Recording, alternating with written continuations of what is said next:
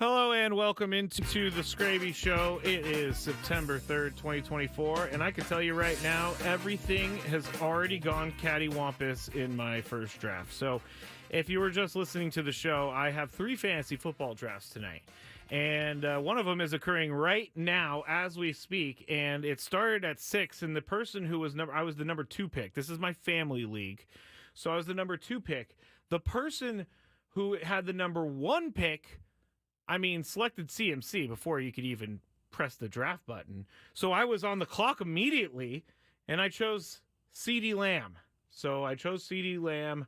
I had to. I kind of got a little nervous about everything. It came at me too quick.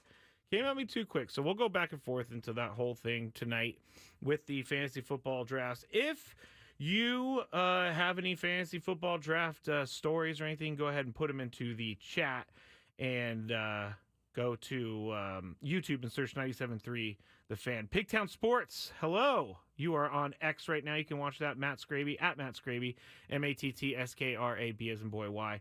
Pigtown Sports, actually, I believe, is Jackson Merrill's cousin. We actually talked on Twitter for a little bit here, maybe like a month ago. So there you go. Brian says, I don't like drafting wide receivers in the top 3. You're absolutely right. I don't like doing it either. But in this league, I have fallen behind so much with not having great receivers. Like, the running backs just don't mean anything in some of these leagues now. PPR, if you get the running back that can catch passes out of the backfield, you're good. But I, in this league, wanted to go with a 100%, no doubt about it, in CeeDee Lamb. Because CeeDee Lamb last year, he won me the Odyssey League. He really did. And that's not a joke. He had one of I guess in the championship week, he had like 20 or 30 points in the championship week. So that was awesome. But I wanted to go with CeeDee Lamb just because I know that he is capable of putting up some great, great, great stuff. So I will keep you up to date on that. We're lucky. By the way, I'm Matt Skraby. This is the Skraby Show on 97.3 The Fan. We're lucky to be in the National League West because you know what the National League West is? It's full of a bunch of teams outside the Rockies that can win. If you are the AL Central, I saw this tweet this morning, which really, really put it into perspective for me. The AL Central is 38 games under 500 as a whole. The AL Central has 5 teams. 4 of those are over 500. So guess what? The White Sox are so bad this year that they are able to take a division with 4 above 500 teams, and they're able to sink them to 38 games under 500. I mean, what's happening with the White Sox right now is embarrassing.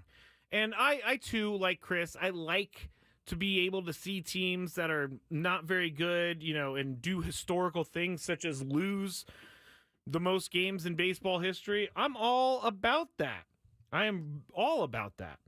But this year just seems like the White Sox have given up. And if I'm the owner of the Jerry's Reinsdorf, when I was in Chicago a few weeks ago, and I was listening to the radio, and they were talking about the White Sox. Basically, honestly, they said this, and this was in the middle of August, so while baseball's heating up, they said that they weren't going to be talking about the White Sox anymore because no one wants to hear about the White Sox anymore. And if you look at the games, there's no one going to the games. If I'm Jerry Reinsdorf, I feel extremely embarrassed about this season. I feel extremely embarrassed that I have let it get to this point. I mean, it is on a new level of bad because they have done so. Like, baseball is a game where even the A's, we were talking about this earlier in the year, even the A's were able to win like 5 or 6 in a row last year. This year, I mean, the White Sox right now are 31 and 108, 44 games behind the Cleveland Guardians in the AL Central. They have lost 11 straight games, and they are currently getting demolished by the Orioles right now. The Orioles, it's 9-0. They're up in the bottom of the eighth. So I don't know if I'm Major League Baseball, if I'm going to like maybe check in on the White Sox and say, hey, are you guys going to start trying are you guys going to start trying soon? Because you're definitely not trying this year. The last couple of years have been a disaster. So when we're in Padres land and we're thinking about things that are bad, just remember, you could be a White Sox fan. You could be someone who has only 31 wins and your team has set the record for longest losing streak. It's just ridiculous. Joseph says, or Dominic says, I'm sorry, if you were Jerry Reinsdorf, you wouldn't give a bleep. He doesn't care. You're probably right. He doesn't care. But in the end, it's his name that is going to be tarnished. When it goes down in history, it's Jerry Reinsdorf was the owner of the worst team in baseball history. I think he cares about that because he doesn't really care about his standing among the, what's the word I'm looking for? Oh, us peasants. He doesn't really understand the feelings of us peasants. But when he's looked at with across the league from other owners, even in that group, they're going to be like, he's going to be the guy that gets picked on because his team was so bad. So he doesn't care, but I think he cares in certain situations. It's just really terrible situation for the White Sox right now. And man, 31 wins this year is brutal. I do not know how in the world you get through a season when you've only won 31 games and you continue to lose 10 or more games all the time. All the time. I didn't expect to start with the White Sox talk, but I went with it, and I'm just waiting for my second pick to come around. In my draft, I have already drafted CD Lamb, so there you go. I'm going to keep watching it. But we do need to talk the Padres, and they're the farthest thing from the White Sox right now. I love that the Padres are a team this year where they can go out, they can lose a game like over the weekend. They can lose a game against the Reds, and then they just get right business as usual, and they win the next two. And that would include yesterday's game. And then on Sunday, they won a pretty fundamental baseball game where they won on a sac fly late in the game. I believe Tyler Wade scored on Xander Bogaerts' sac fly. And this is the team that we've seen since the All-Star break. This team has been pretty incredible since the All-Star break. And I don't feel right now that this team has any sort of lack of confidence anywhere because they're winning games all the time and they're winning games from behind. And you have Jackson Merrill, who is continuing to be incredible. He won the August National League Rookie of the Month. He played in 27 games. He hit 303, 969 OPS, 15 extra base hits, 5 doubles, 3 triples, 7 home runs, 23 RBIs, and 4 game-tying or game-winning home runs. He's obviously a huge reason why the Padres are what the Padres are right now, but I feel like in years past, they may lose that game to the Rays, and then I'm sorry. I'm drafting, everybody. I'm drafting. Do I go Drake London or Devontae Adams, Mike Evans, Isaiah Pacheco? Ooh, I don't know. I don't know which way to go. Let's see. I am going to go. Okay, chat, help me out. It's a fantasy football draft for all you listening out there. I have Drake London, Devontae Adams, Mike Evans, Isaiah Pacheco ready to go. I'm going to go with Drake London. I feel like that's a good pick. Now I have 2 wide receivers, and I need to look for a running back. And I'm going to go. I wanted this dude last year. I'm going to go in my next pick, Isaiah Pacheco. I'm going to go, if he's still there, obviously. Anyway, Jackson Merrill. I know this is going to be awkward tonight, everyone. Please just stay with me. Just stay with me. One flex spot, Joseph. Jackson Merrill is causing, and I think I kind of touched on this last week, but he's been so good this year that he's causing teams to game plan him. And it's taking time away from the game planners to be studying other players because Jackson Merrill has been that good. Like, when he comes up to bat, there's no sort of there's nothing about his at bats that tell me that he's not ready to be a major leaguer. And we all know that he's ready to be a major leaguer because we've seen it all season long. But usually you just don't get rookies that come out and do as much as he's done in a season and boost a team as much as he has this season. I think Jackson Merrill, and just the pure fact that he's 21 years old and he's a rookie and he's having his first big, huge major league year, is a massive it's a massive win for that Padres clubhouse. I believe that they want to be a part of it. Or I believe that they want to rally around him. And I just picked Isaiah Pacheco. I believe that they want to rally around Jackson Merrill, and they can rally around Jackson Merrill because it's easy to rally around someone like a Manny Machado or a Jurickson Profar. But when you're rallying around a guy like Jackson Merrill, and he has done what he has done in the past since the All-Star break, basically. I mean, he's done it all season long, but he's really turned it on here as of late. If you have a guy on your team that's a rookie, he's 21 years old, and he is, quite honestly, carrying the team at certain points of the year, and with Jurickson Profar kind of falling off, like, is Jackson Merrill the Padres MVP right now? I think it is true that he's the MVP because without him, where is this team going to be? The first half, it was all about Jurickson Profar. The second half has been all about Jackson Merrill. And it's not even about just what he does at the plate. He is someone who is going to play great defense, and we've seen it several times this year. We've seen him play defense and win games. And that just, you can't really ask for much more. And I've said this before. Jackson Merrill is being put in these spots to succeed. And it takes a certain amount of luck and chance to have him come up in those situations and have him take the at-bat when they need someone to tie up the game or to hit a walk-off home run. Also, that I think it was against the Pirates. There was a end-of-the-game sliding catch that he made, Jackson Merrill. And he has to have the ball hit to him. But every opportunity that's thrown at him, he cashes in. And he's been really good at it. And he's done it all season long. And I'm not sure, but I do think Jackson Merrill is the Padres MVP at the moment. Again, Jurickson Profar first half MVP. Jackson Merrill second half MVP. And I don't know who we're going to be picking at the end of the year for the Padres MVP.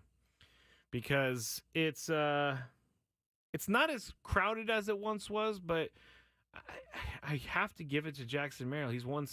He hasn't won.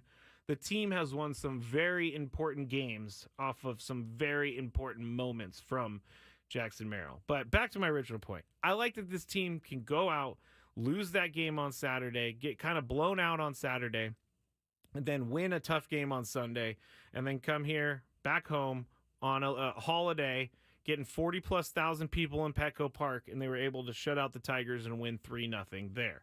So this team is just business as usual, and that's the biggest compliment I can give them as business as usual because they're just winning when they need to win, and they're winning series, and things are shaping up for the Padres to be looking pretty good here for the postseason. Now, I'm not saying that they're in yet. I'm knocking on all the wood because I know that things can happen, but I just don't foresee any sort of slowdown from this team.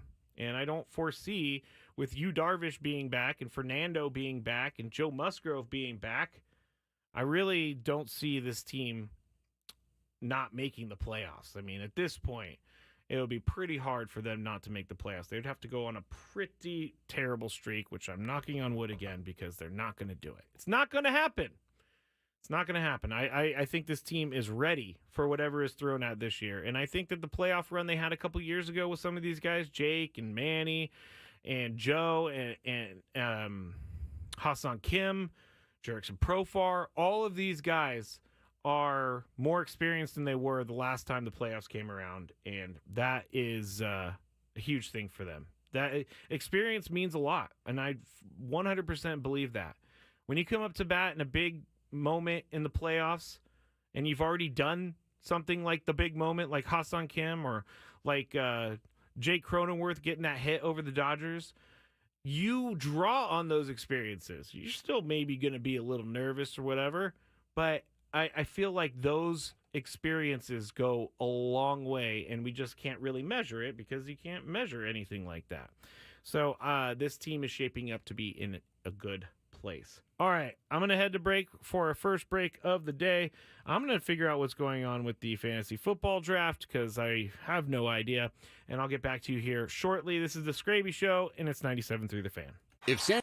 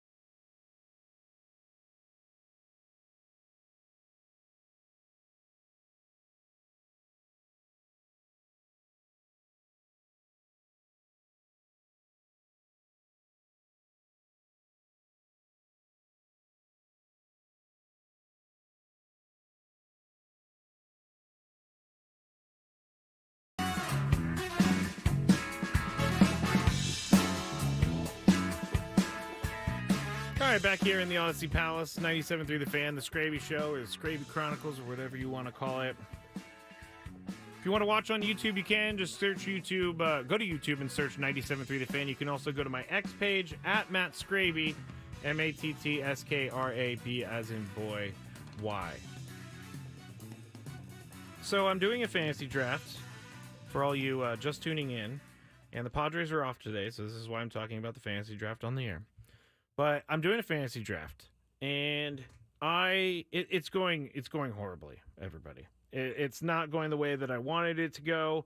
I actually was trying to put up the screen of the draft onto the YouTube screen, but then I thought, all right, well, I can do that, but I'm just going to draft from my phone.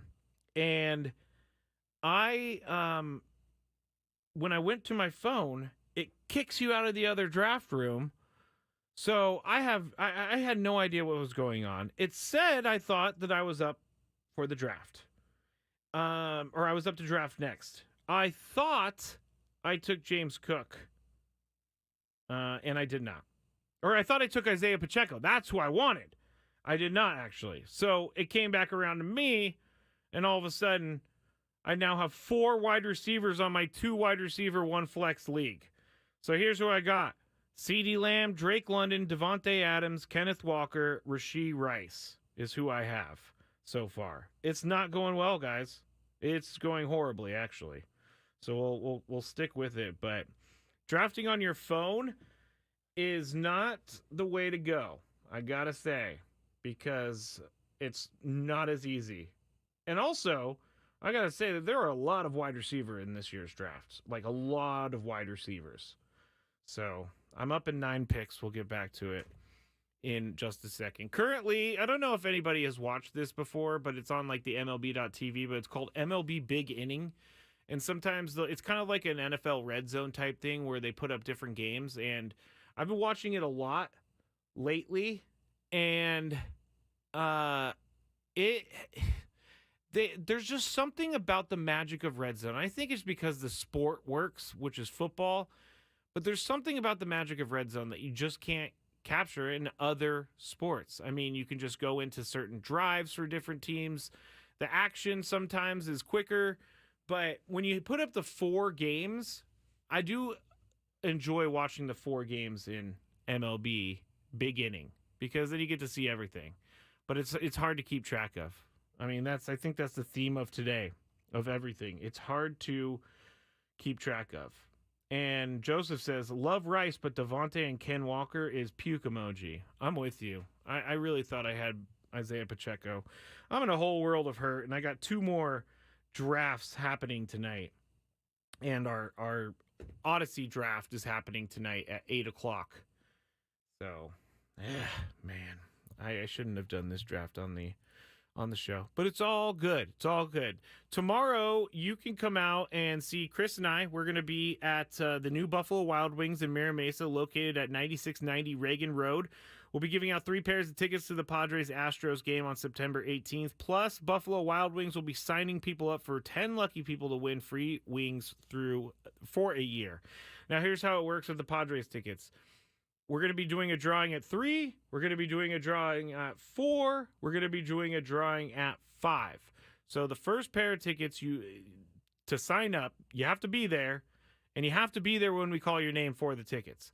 But you could just sign up, and if you can only wait for the first drawing, you can do that. But if you sign up in the 2 p.m. hour, you're going to have a good shot. I got to tell everybody, if you really want these tickets and you are able to make it to the Mira Mesa Buffalo Wild Wings, do it, because the 2 p.m. hour is the lightest hour for entrance. And I'm giving everybody a little pro tip right here. A little pro tip, which is come early, because your odds are a lot higher of getting those tickets as opposed to maybe 5 p.m. But I really was happy at the last one, our 5 p.m. winner, I believe, Drew and Lily, Lily. I believe it's Lily. Sorry, Lily, if your name's not Lily.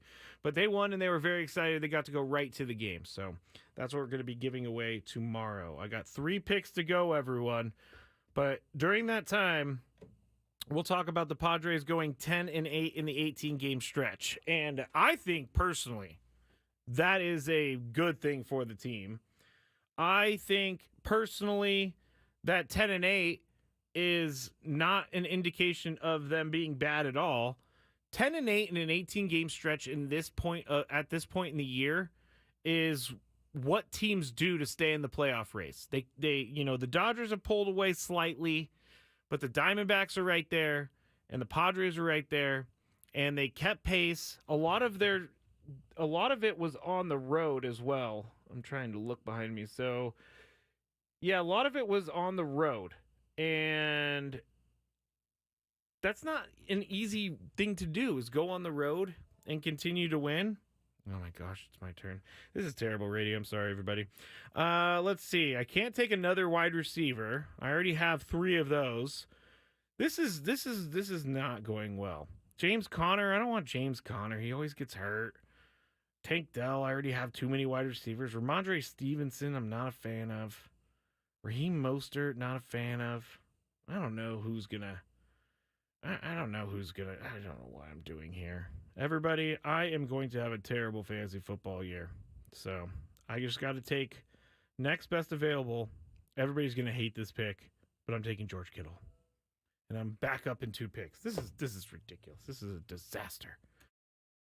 This is a disaster, I tell you. Dominic said something on the chat.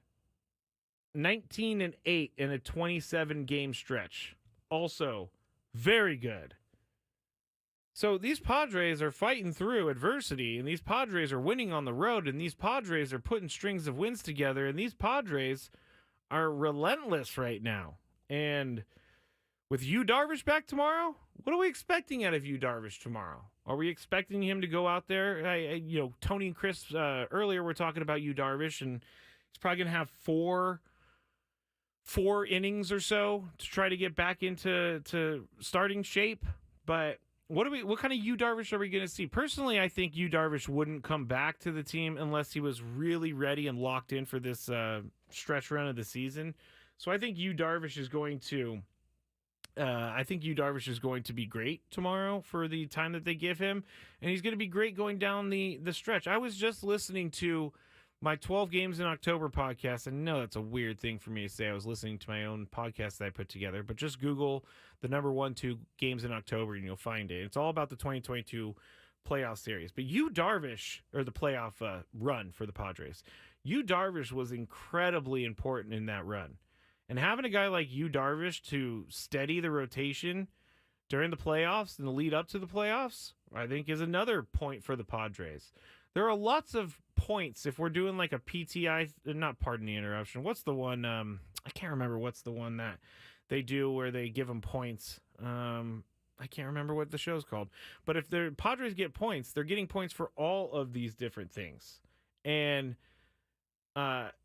adding all of these guys back to the rotation, or back to the team, adding Yu Darvish back to the rotation, Fernando back to his starting right field spot, David Peralta in left, able to give Jurickson Profar a little bit of rest.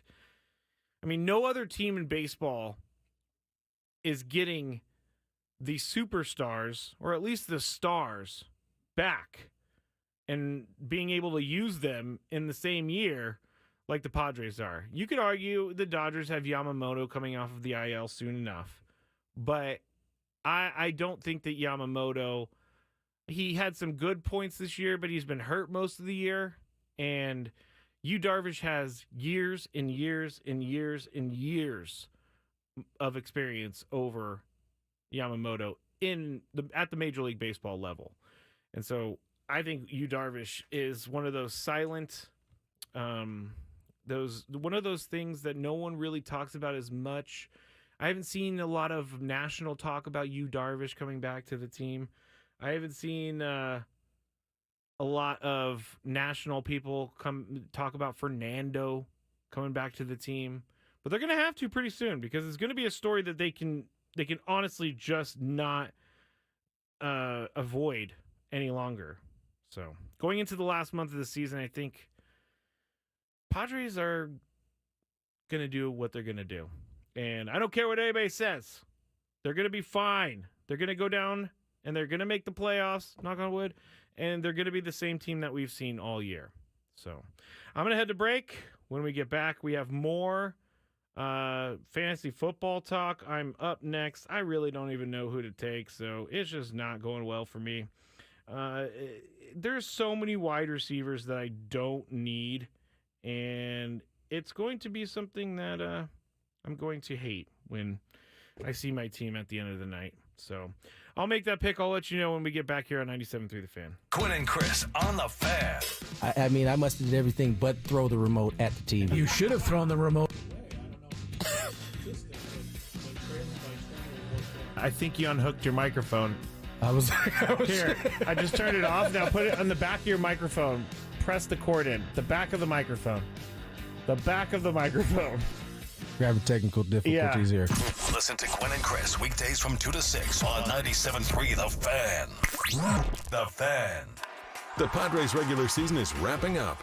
The team hosts the Houston Astros and Chicago White Sox September 16th through the 22nd in their final homestand. Be one of the first 40,000 fans on Wednesday, September 18th and receive a Tatis Jr. Platinum Glove bobblehead, thanks to Canals. And join us September 20th.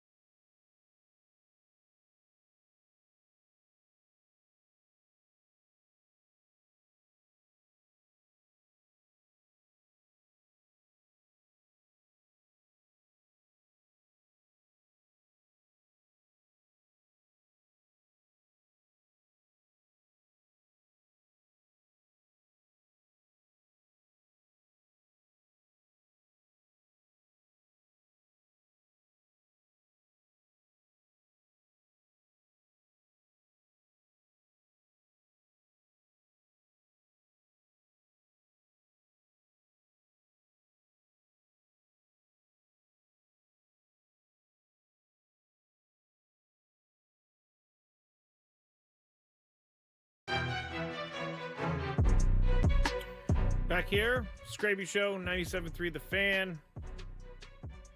Going through my fantasy draft, talking about the Padres. Looking at MLB Network show, Shohei Ohtani swinging for maybe the billionth time today. Yes, can you tell I'm being a little sarcastic, but I'm also annoyed by it. Very annoyed by it, actually. Let's see. I had to read something. And now I can't. Baseball coverage on 97.3 The Fan is presented by T-Mobile. Switch to T-Mobile and you can get tons of benefits and still save on every plan versus AT&T and Verizon.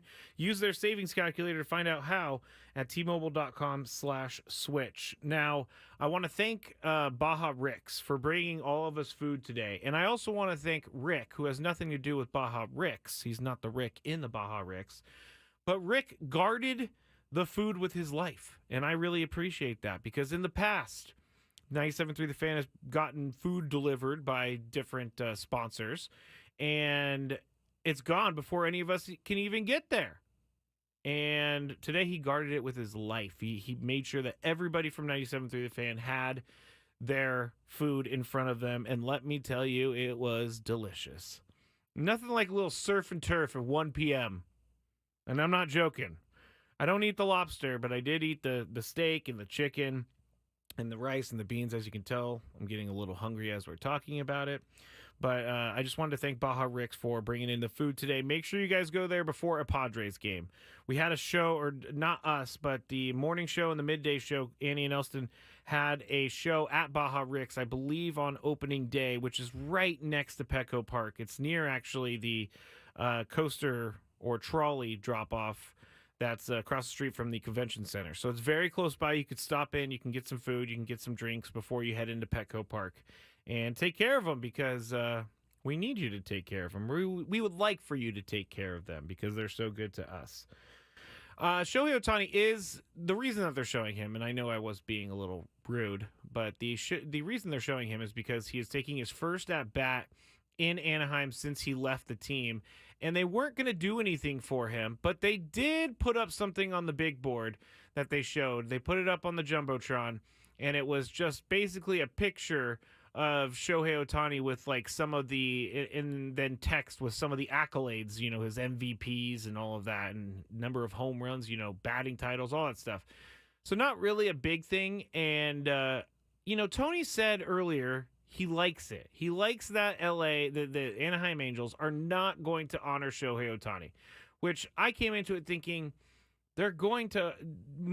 Most of the time, teams do these things. And I came into it thinking that's kind of rude that they wouldn't honor Shohei Ohtani. But the more I thought about it, the more I agreed with Tony.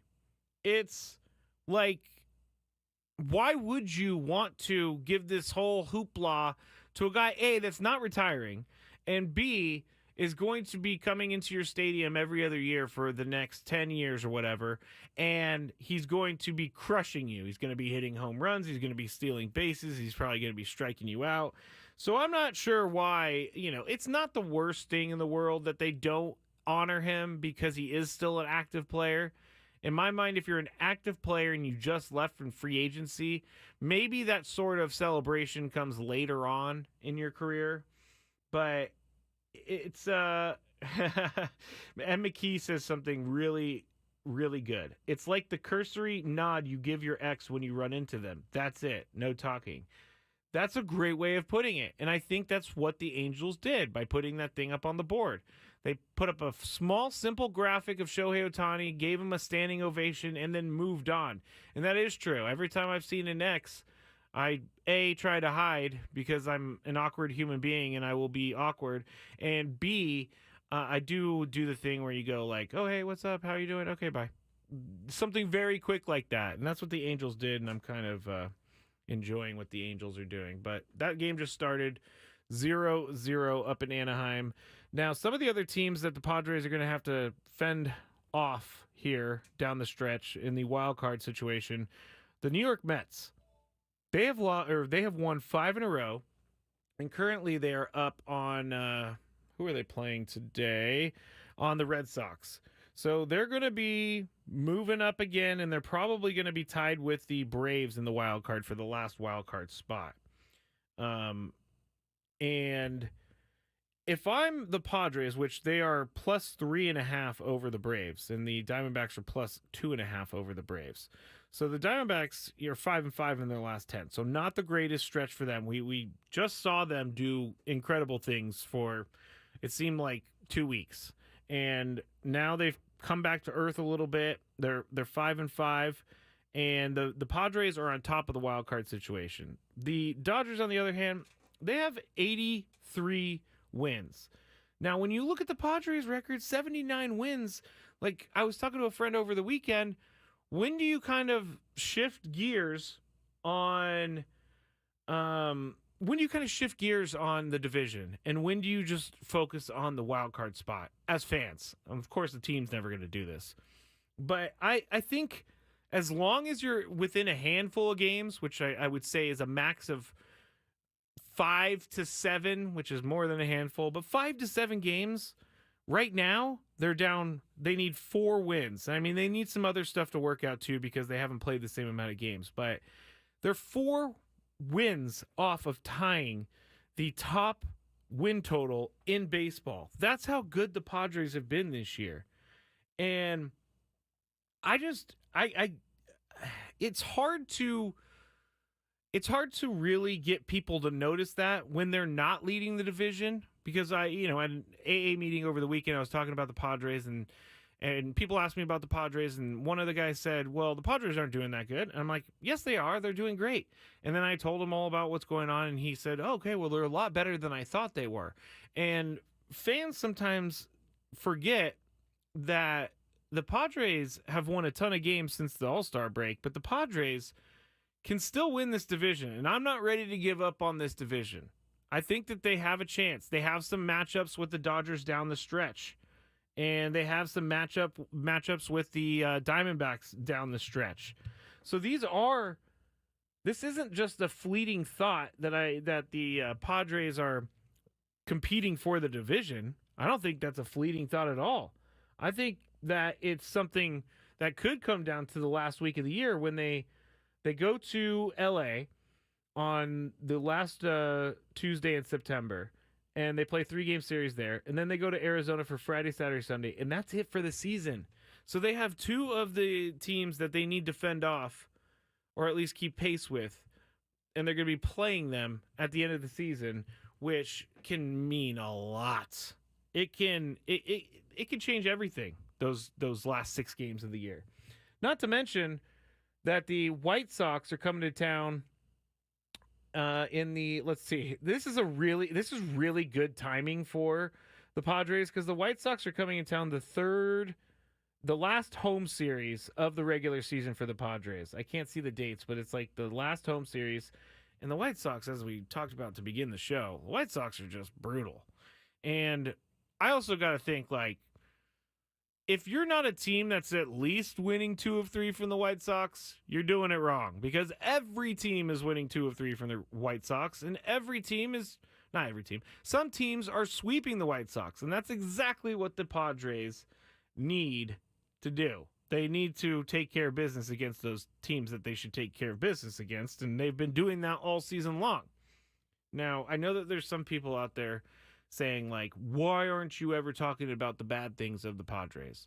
Well, the reason is I can't find many bad things of the Padres right now because they are playing well and they are winning.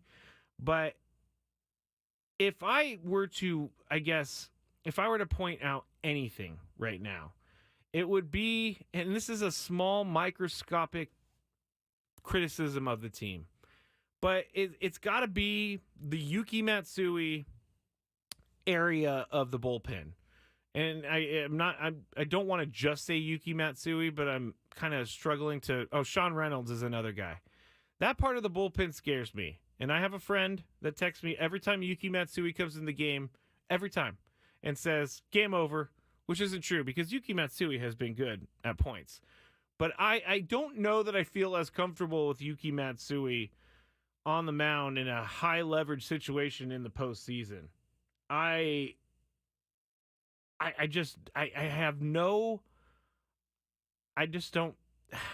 don't have any, I don't want to say I don't have any faith, but it makes me nervous, and it's like one of the pitchers I wouldn't want to see come out of the bullpen during the playoffs.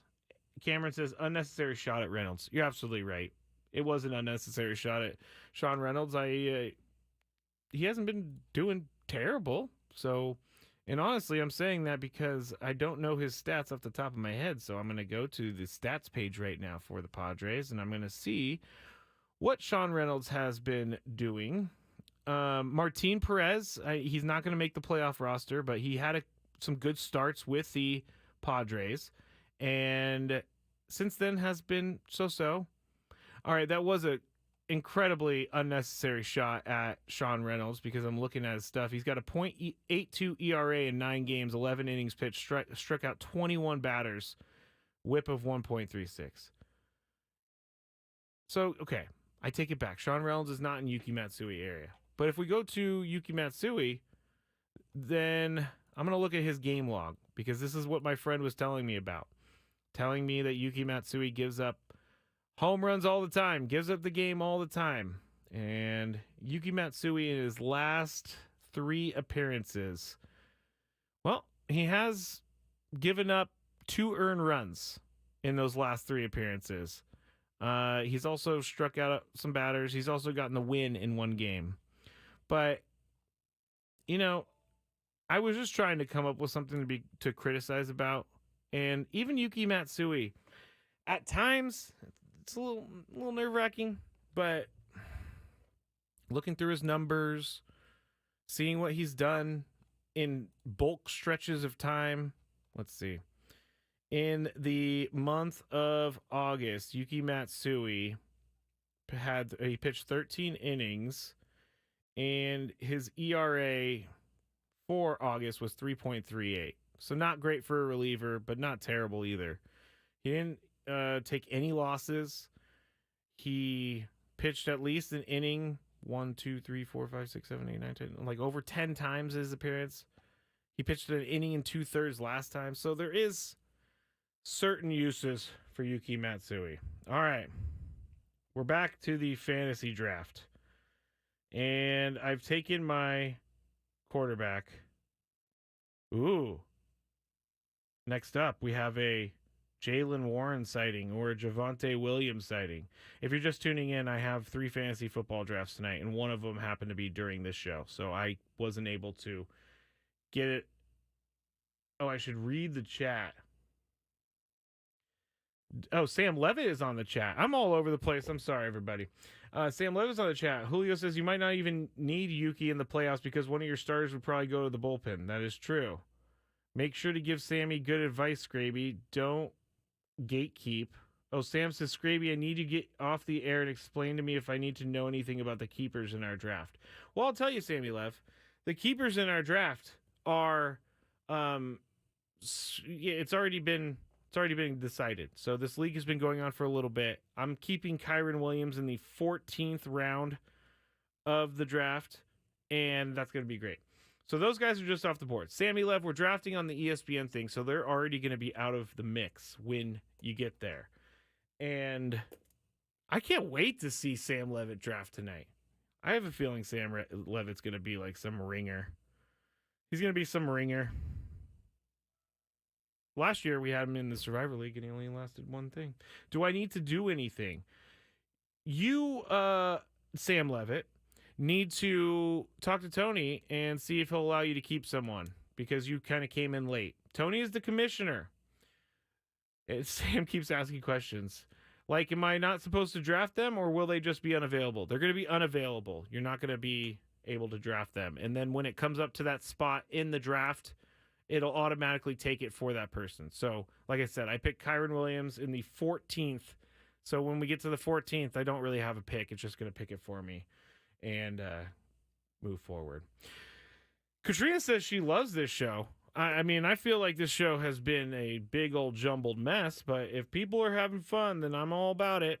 And on a Padres off day where I can't find really anything to criticize about, and I'm going to get criticisms for not criticizing, I'm just going to keep being happy with the Padres because it seems to be working for me. It seems to be working for a lot of people too. And this daily gripe also seems to be working for people. What's annoying Skraby today? Let's find out. It's time for the Daily Gripe.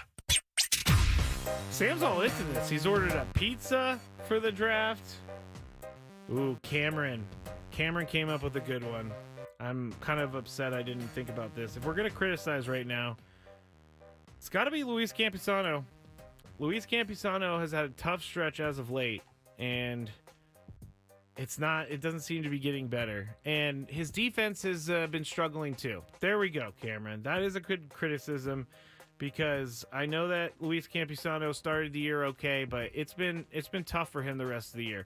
And now I don't necessarily expect a catcher to hit 300. I don't necessarily expect a catcher to hit 270. I just need a catcher to hit anywhere between 230 and 250, 260. Just keep it afloat. But Luis Campusano right now is not doing it on the offensive end, and he's not doing it on the defensive end either. There have been some errors lately. Maybe not errors, but there have been some mistakes lately. And I'm not going to give up on Luis Campusano, because obviously he has shown he can be a good player, and he is a good player, but it just hasn't been there for him as of late. And need a full 100% reset with Luis Campusano going into the postseason, because right now they have two catchers, Kyle Higashioka and Luis Campusano. And Kyle Higashioka's been good, but can we count on him to do that during the playoffs? My inclination is yes, but catcher position might be interesting for the Padres going into the playoffs, because there's you can see some of the teams in the playoffs have really good catchers, really good offensive catchers, and it helps a lot. So we'll see. But good suggestion, Cameron. Yes, Elias Diaz is on the team. They did call him up, but I need to see him hit, and I need to see him fit in with this team before I say that he's going to be a savior of anything.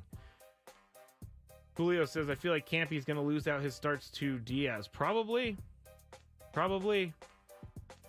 Sandy with the punch. Campy's catching was straight up lazy. Runner on third, you got to get off your knees. I think Tony's talked about that before with other catchers. Like, is it something that is bad for you? By, how some catchers now go down to one knee or go down on both knees to catch a ball, or at least block a ball. But would you rather him be on one knee and a ball go under his glove and then they score a run, or are you? I don't even know. I'm just criticizing to criticize now. But that was bad, and there have been some pass balls as of late. All right, Daily Gripe. I can't believe I made it all the way through the show. Daily Gripe right now is going to be about fantasy football. And it's this. I am in 4 now fantasy football leagues. 2 of them, the Entercom League and my friend's league, they only communicate over text message. Apparently, they stopped sending emails to notify the league that stuff is happening. But the reason that they have stopped communicating with me is because I'm Android. And they didn't want to mess up the text chat. And again, this is my plea to everyone out there. Please accept us Android people. Accept us Google Pixel people. We are nice people, but we are hated by all iPhone people. So I didn't even know that the draft was starting. I didn't even know what day the draft was. I didn't even know what keepers were, because all of this apparently has been going on a text chat. That's iPhone only. iPhone only. All right. Thanks to everybody who stuck around for the entire show. This was a little bit crazy. It won't be that crazy next time. I won't have a fantasy football draft in the middle of the show.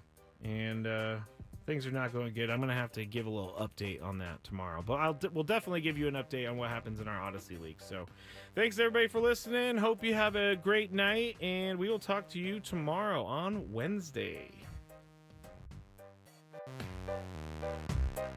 Every Thursday at 10 a.m.